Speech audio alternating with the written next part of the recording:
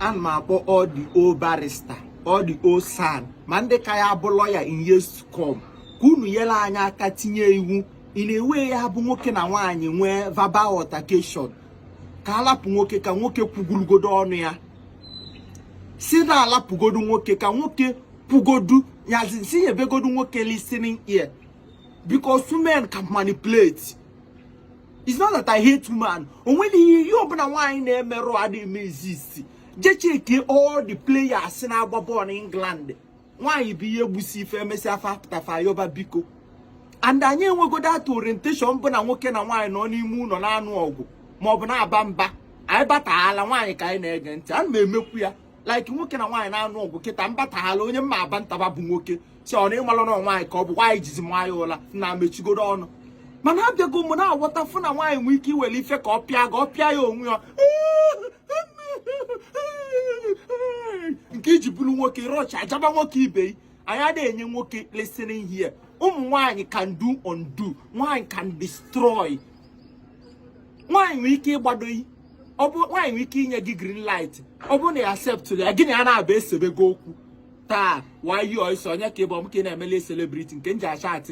Oh, my money for a shot, ya. Oblu look at one obi. Nana shot and one name a comedy now shibu. Or I reply him, Coach Bologna. In case Bologna, on your cable, and I represent you with Boyala. On your way. I got any men listening here. I'm my own the barrister. Kunu Tiana Oko. Up working on wine wiki, wine working wiki. Hey, a woman. On what you have to put on man, why? Hi. If you work, Kabia, Koima to Raga.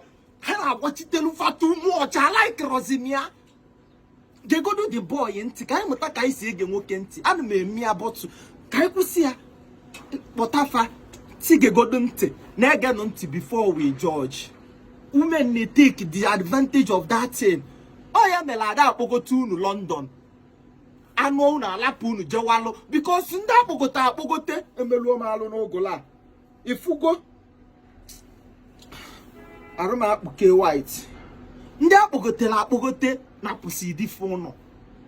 Madu ya atakata ofu no obodo oyibo. Obokwa na oto adiro die. Okpugote gi no all of hey kam na nwunye m no de. Ibia ije gwa ya akwụkwọ na police. Ọ na-alalụ na step, na alalụ n'ime ụlọ na-achọ ka eke property gị na na abụ 50-50. Ụlọ oshi ka ebo. And the nwaanyị nwe ego amaghị gị nwa ma ọ bụ na ị nwere ego. Woman adaghị onye ọka. Ka ngwasị ya ga-eziokwu nwaanyị nwe ego trapụ. That is their nature. That is how that being do. Unu na-emezi for this aka right unu. Onye ma oge ọbụla mpụta na abụ ọbụkwa na ndị holy ma ọbụna ma ada ala ọtọ nsi onye ya pụtasị na me this virgin gị a ma ọbụna me rape gị a ma ọbụna me tin gị a ife pụta kwuo kịta ọbụkwa oge mma elu ebe m na-eje ịbịa na akọrọ m ya mma agbọwọkwa gị isi jee nga.